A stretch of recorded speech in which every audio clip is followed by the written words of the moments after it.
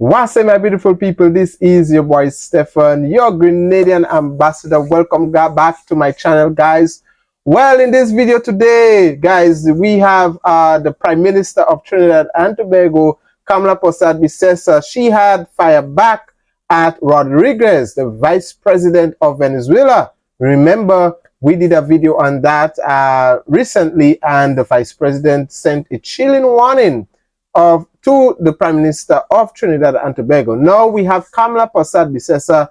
She is firing back, and she is standing firm on her decision when it comes to the U.S.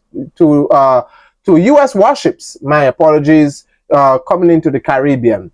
All right, so guys, let's take a listen, and then we will come back and talk all about it.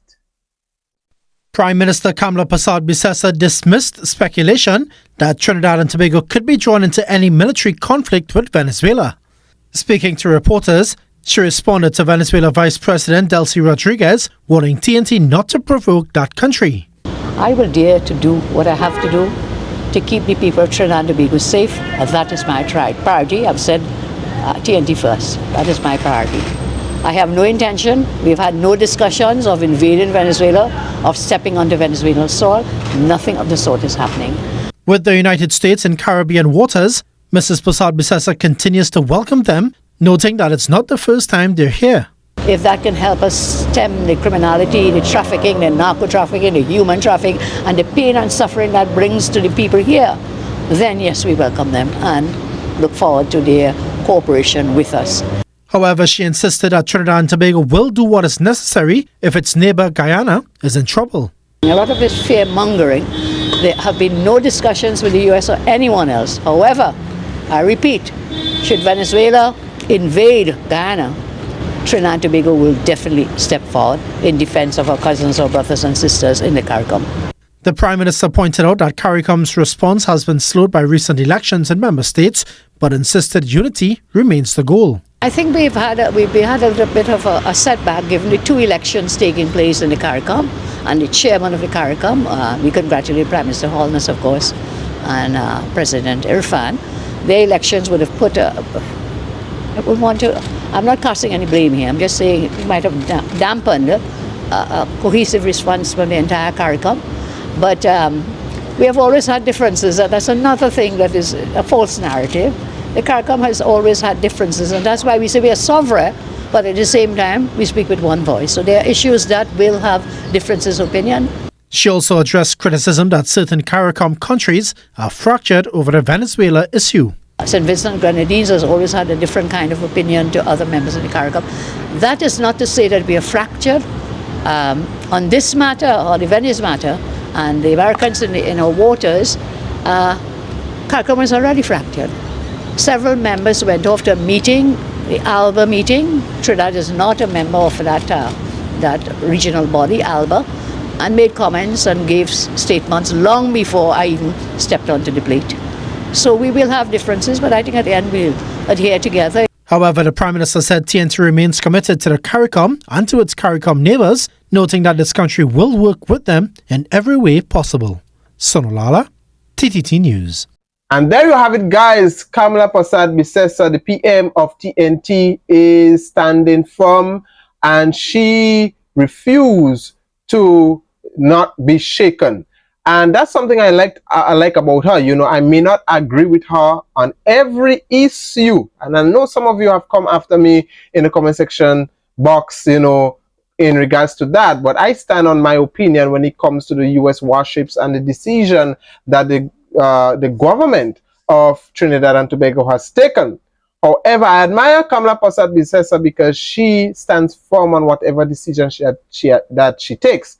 And two concerns of hers, you know, based on her arguments. Now, guys, if you're hearing there is thunder weather, thunderbolts on the outside. So if you hear any thunder, is because of that we are experiencing some adverse weather here in Grenada. Right. So her two concerns of hers is that, one, the Venezuelan people, and I think that's the reason why she has taken the action, you know, which was a long-awaited cry by the people of Trinidad and Tobago to deport a certain amount of Venezuelans because they are bringing in crime, and as she says, they are the ones contributing to drugs and human trafficking. And number two, her other concern is Guyana. She says if Venezuela was to invade or is to invade Guyana, then Trinidad and Tobago will take precise action. And that is why she welcomes the U.S. warships here in the Caribbean. She sees it, according to her perspective, she sees it as a means of, deterring the criminal activities that the cartels and the drug traffickers that is causing in the Caribbean, especially Trinidad and Tobago, that is going, is experiencing a very high crime rate. All right, so that is her argument. I'm only reiterating, I'm only echoing what she has said. So guys, Kamla Prasad Bisessar has fired back at the Venezuelan president. She's asking the citizens of Trinidad and Tobago, do not provoke this country, which she is referring to Venezuela. Do not provoke. The Trinidad and Tobago does not have any intentions of invading Venezuela. As she said, there are some people that is putting out this out there, putting out this false information out there that Trinidad will take action or military action or whatever it is against Venezuela. And she says that is not true. This is just fear mongering. She calls it fear mongering.